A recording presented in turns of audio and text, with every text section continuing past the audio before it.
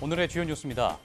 현재 임기가 만료됐거나 올해 안으로 만료 예정인 과학기술계 정부 출연 연구기관은 14곳에 달하는데요. 기상계엄 여파로 한시가 급한 이들 기관장 선임이 당분간 난항을 겪을 전망입니다.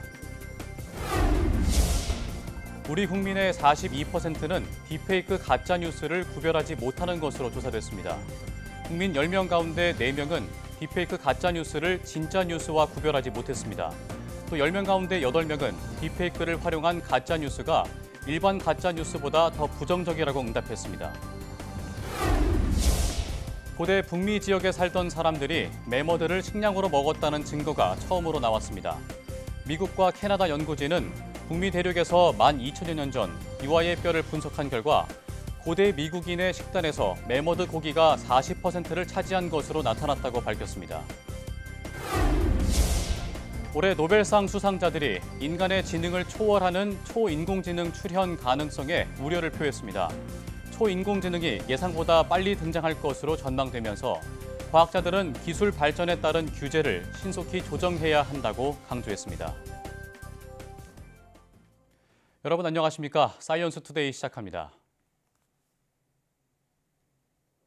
우리나라 국민의 약 42%는 딥페이크 가짜뉴스를 판별하지 못하는 것으로 나타났습니다. 과학기술정보통신부는 국민 10명 중 4명은 딥페이크를 쓴 가짜뉴스를 진짜와 구별할 수 없는 것으로 조사됐다고 밝혔습니다. 또 10명 가운데 8명은 딥페이크를 활용한 가짜뉴스가 일반적인 가짜뉴스보다 부정적 영향이 더 심각하다고 생각하는 것으로 나타났다고 덧붙였습니다. 이번 설문조사는 딥페이크 가짜뉴스 대응을 주제로 10월부터 지난달 8일까지 약 한 달간 국민 597명을 대상으로 진행됐습니다. 10일은 올해 노벨상 수상자들에 대한 시상식이 열리는 날인데요. 올해는 한국인 수상자가 나왔다는 점도 의미가 깊지만 인공지능 분야 수상자가 여럿 배출된 점도 주목할 만한 특징입니다. 이런 가운데 노벨상 수상자들이 입을 모아 인간의 지능을 초월하는 초지능을 구현하는 인공지능에 대한 우려를 표명했습니다. 인간 도움 없이 학습하고 목표를 설정해 실행할 수 있는 초인공지능이 예상보다 빨리 등장할 것으로 보기도 했는데요. 어떤 이야기들이 오갔는지 직접 보시겠습니다. 현지 시각 지난 7일 스웨덴 할리먼입니다. 딥러닝의 아버지로 불리는 제프리 힌튼 교수와 데미스 허사비스 구글 딥마인드 CEO 등 올해 노벨 물리학, 화학, 경제학상 수상자들이 한자리에 모였는데요. 한 기자가 초지능에 대한 수상자들의 의견을 묻자 이들이 내놓은 답변입니다. Now, I thought it would be much further away, but the speed of recent developments means I think it's going to be quite soon. I think between 5 and 20 years, I think Demis thinks in about 10 years, we'll get something like superintelligence. And we have to worry seriously about how we stay in control then. What we would have discussed regulating a few years ago is not what we would be thinking about regulating now. So what I've been advising governments and civil society to do is to have fast and nimble regulations, maybe build on the regulations in domains that we already have regulations in, like healthcare and transport and so on, and see how the technology develops and then quickly adapt to the way that's going. 노벨상 수상자들은 초지능을 가진 인공지능이 예상보다 더 빨리 개발될 것이라며 통제 불능 상황에 대한 우려를 표명하고 규제의 중요성을 강조한 건데요. 특히 힌튼 교수는 AI의 단기 위험 중 하나는 치명적인 자율 무기 개발이라며 군사적 목적으로 AI를 사용할 경우 규제가 적용되지 않는 경우가 있다고 우려했습니다. 인공지능의 발전이 현재도 심각한 수준인 불평등을 더욱 심화할 것이라는 우려도 나왔습니다. Way in which AI is concentrated in the hands of a very small number of people in an extremely oligarchic, oligopolistic setting and in the hands of a very few countries is going to be a further impetus to much greater inequalities. 인공지능은 인류에 막대한 기회를 제공하겠지만 초지능 인공지능의 출현이 심각한 위험을 초래할 수 있다는 게 올해 수상자들의 시각으로 나타났는데요. 기술이 가져올 변화가 긍정적인 방향으로 나아갈 수 있도록 세계 각국의 협력과 책임감 있는 정책이 필요한 시점입니다.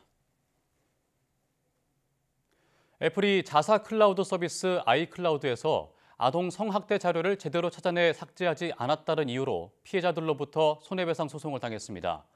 뉴욕타임스 보도에 따르면 익명의 27세 여성이 지난 7일 미국 캘리포니아 북부 지방법원에 해당 소송을 제기했습니다. 소송을 제기한 여성은 어린 시절 친척으로부터 성추행을 당했으며 가해자는 피해자의 사진을 다른 사람과 공유했다고 뉴욕타임스는 전했습니다. 피해자 측은 애플이 아이폰 등에서 아동 성학대 자료를 자동으로 찾아내고 감시하기 위해 개발한 기능을 포기하면서 피해가 확산했다고 주장했습니다. 재판에서 애플의 책임이 인정될 경우 법에 따라 피해자는 최소 15만 달러의 손해배상을 받을 수 있습니다. 과학과 예술, 서로 멀게만 느껴지는 분야인데요. 과학자들의 연구 현장을 둘러보고 예술 작품에 녹여낸 특별한 전시가 있습니다. 박나영 기자입니다. 날개가 일정한 속도로 접혔다 펴지기를 반복합니다. 철새들이 V자 대형으로 비행하는 모습에 영감을 받은 작품입니다. 개별 개체들이 모여서 군집이 되었을 때 생기는 새로운 움직임이나 그런 역동성 등을 표현한 작품이고요. 철새들이 움직이는 패턴에 대한 데이터, 그런 그래프들을 보면서 작업할 때 많이 참고했던 것 같습니다. 한쪽 벽면을 가득 채운 글들. 얼핏 보면 낙서처럼 보이지만 관객이 직접 참여한 작품입니다. 과학자들이 암흑 물질을 추론해내는 방식에 주목해 관객들 스스로 실체 없는 대상을 상상하고 자유롭게 표현할 수 있도록 했습니다. 기초과학연구원이 과학자들의 연구 과정을 대중과 공유하자는 목표에서 시작했던 전시가 올해로 7회를 맞았습니다. 올해 전시의 차별점은 과학자들의 시선이 아닌 예술작가의 시선으로 기획된 겁니다. 기후물리, 양자나노 과학연구단 등 IBS 연구단의 작가들을 초대해 현장을 체험하고 연구자와 소통하는 과정에서 작품들이 완성됐습니다.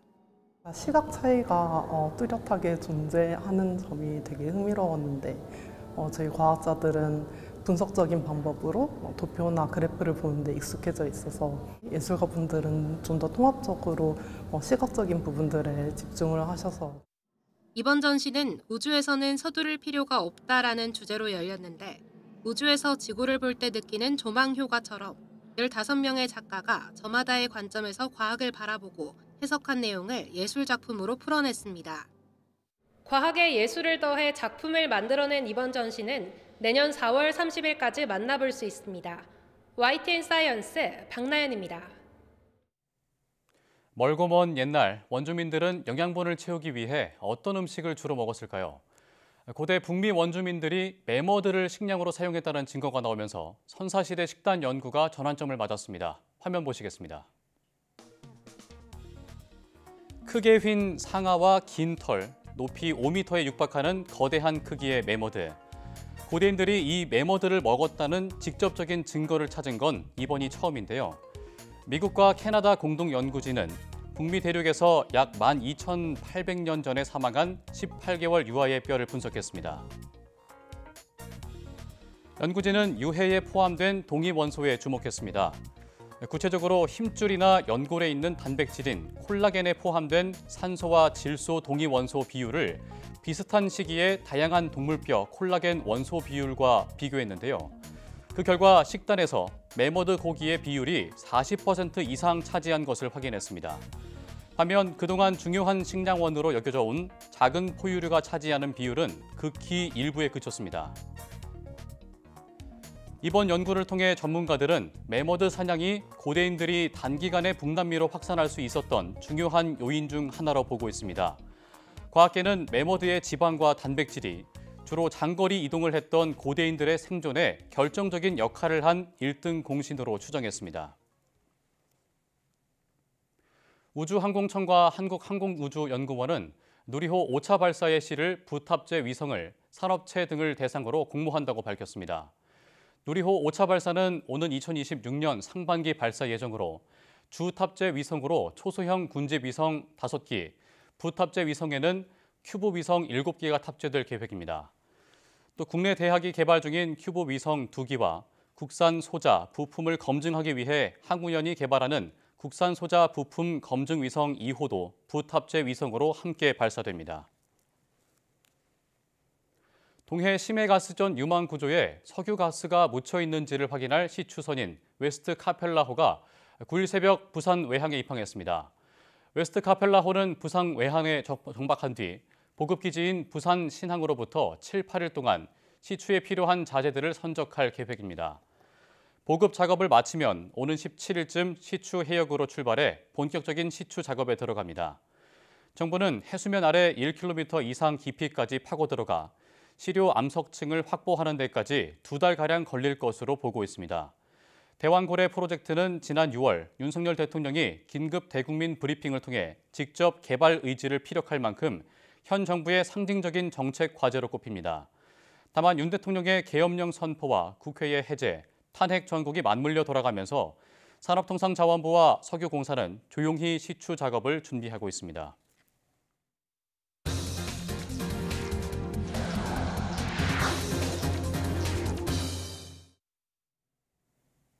장기간 기관장 공백을 겪는 과학기술계 정부 출연 연구기관들이 탄핵 전국으로 시름이 깊어가고 있습니다.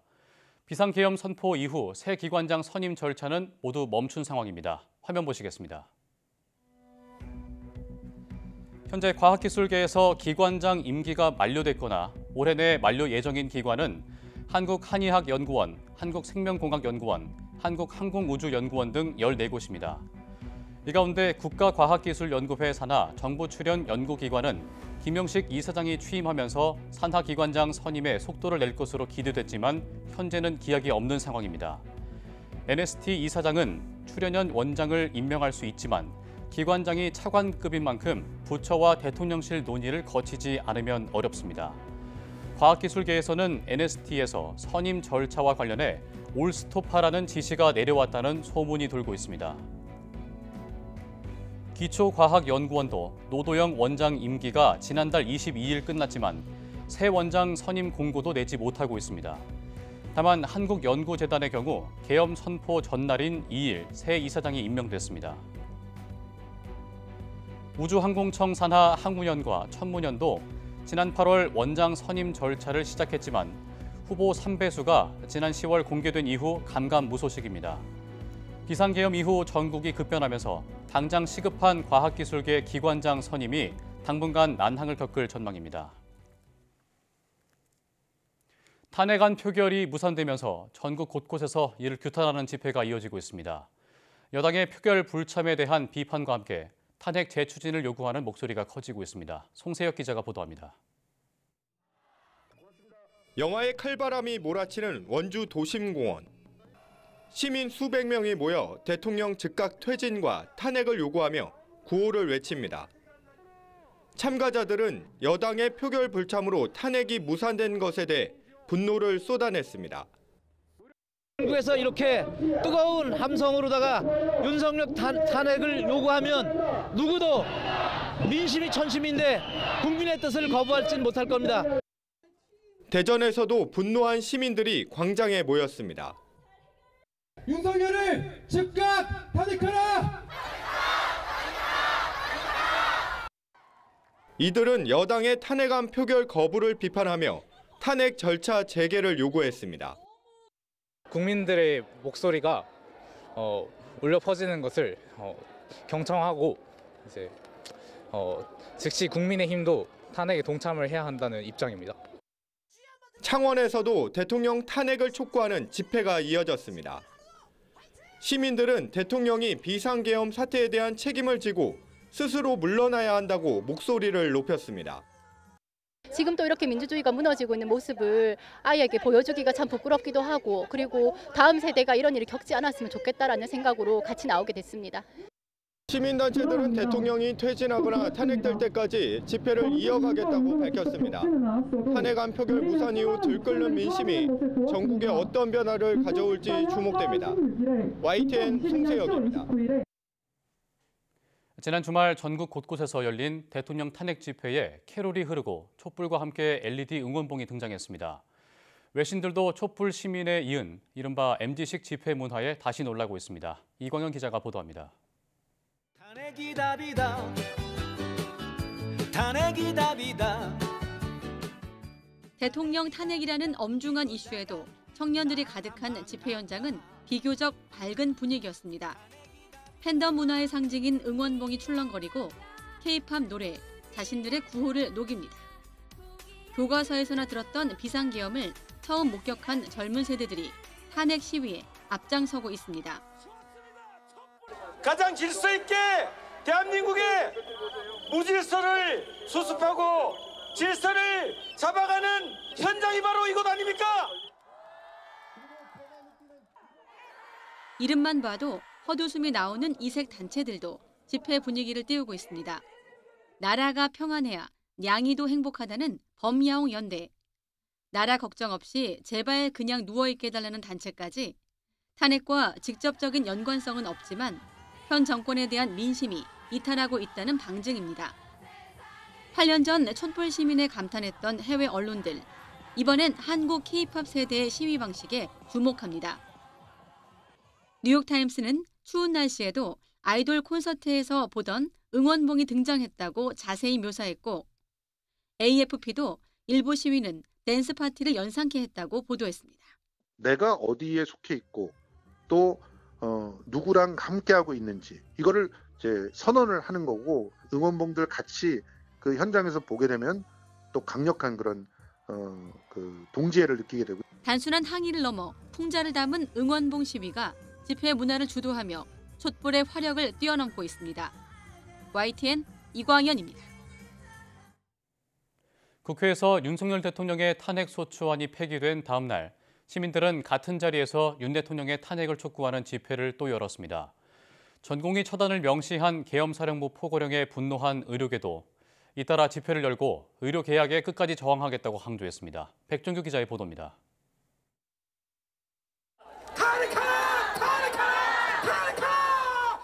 윤석열 대통령 탄핵 소추안 개표가 무산되고 이튿날 시민들은 다시 국회 거리로 나왔습니다. 시민들은 한 손에는 아이돌 응원봉을 들고 또 작은 피켓을 들고 윤석열 대통령의 탄핵과 강제 수사 등을 촉구했습니다. 이들은 윤 대통령의 이선 후퇴는 눈속임이라며 탄핵은 헌정 중단이 아닌 헌정 질서의 회복이라고 강조했습니다. 10%대 지지율로 곤두박질을 치고 있는 윤석열 체제를 더 이상 유지하기 어려우니까 한동훈을 내세워서 새로운 체제를 만들려고 했던 것 아닌가, 이렇게 의심이 됩니다. 시민사회단체들은 또 매일 촛불 집회를 열겠다고 예고했습니다. 전공의 처단 명시, 계엄사령부 포고령에 분노한 의료계도 거리로 나와 의료개혁 백지화를 외쳤습니다. 48시간 내에 복귀하지 않으면 처단한다. 포고령에 새겨진 이 한마디는 국가 권력을 무기로 우리의 삶을 철저히 파괴하겠다는 선언입니다. 전국 의대 교수들 역시 시국 선언을 발표하고 탄핵 소추안 표결에 참석하지 않은 국민의힘 국회의원들을 향해 내란에 동조한 세력으로 역사에 남을 것이라고 비판했습니다. YTN 백종규입니다.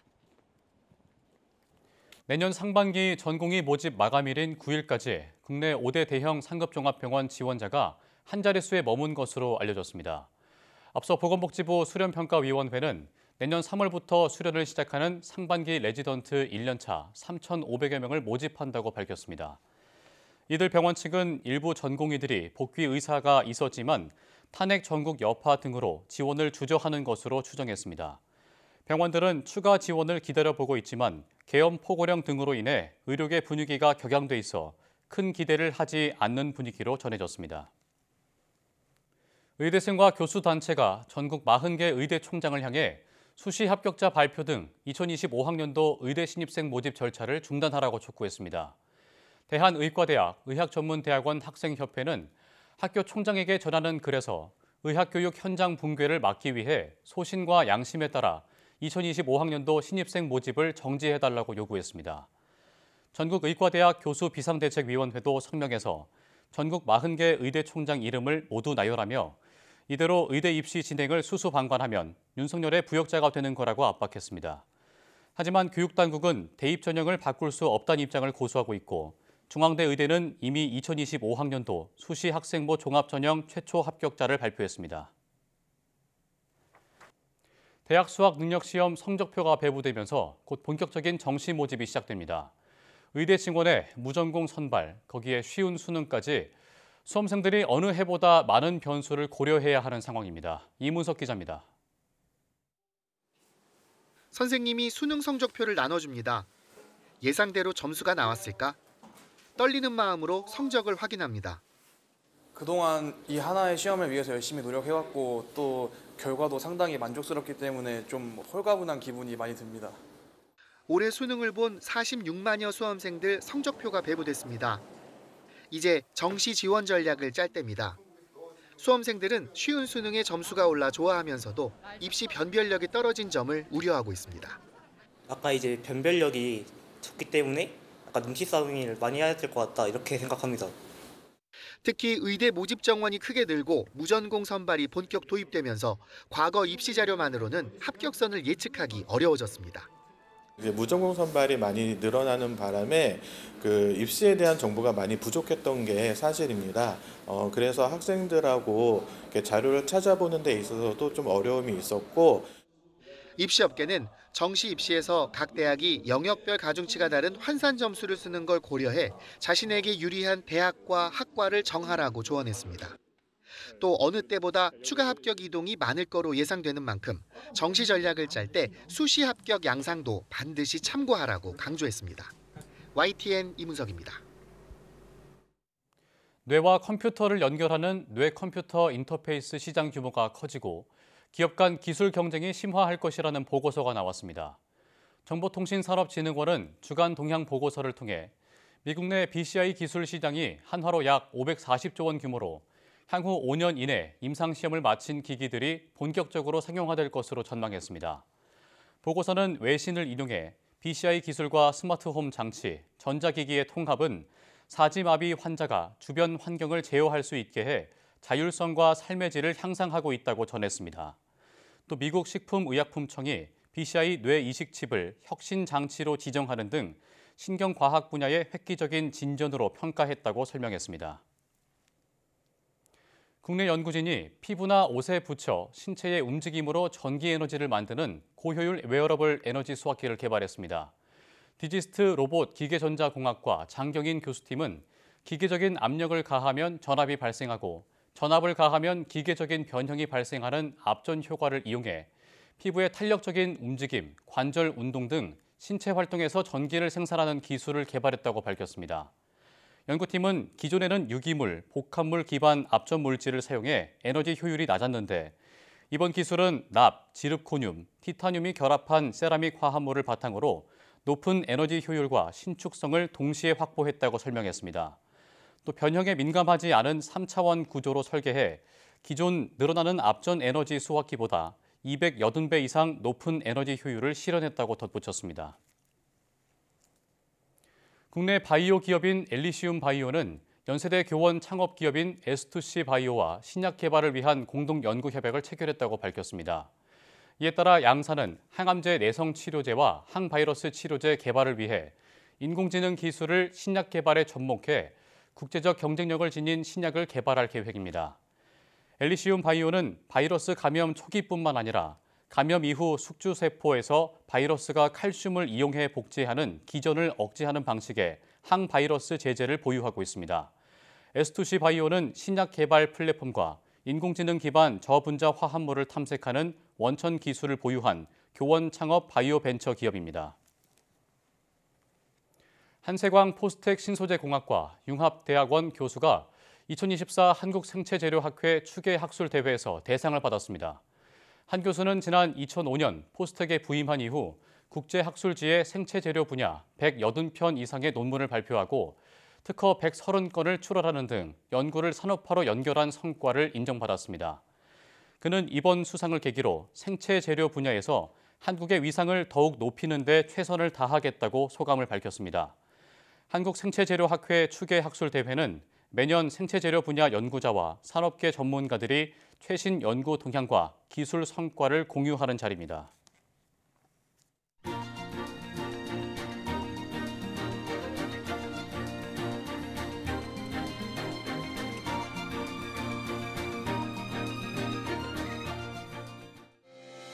한때 국민의 80%가 찬성했던 의대 증원 정책이 제대로 된 대비 없이 진행되면서 수개월간 의정 갈등이 있었는데요.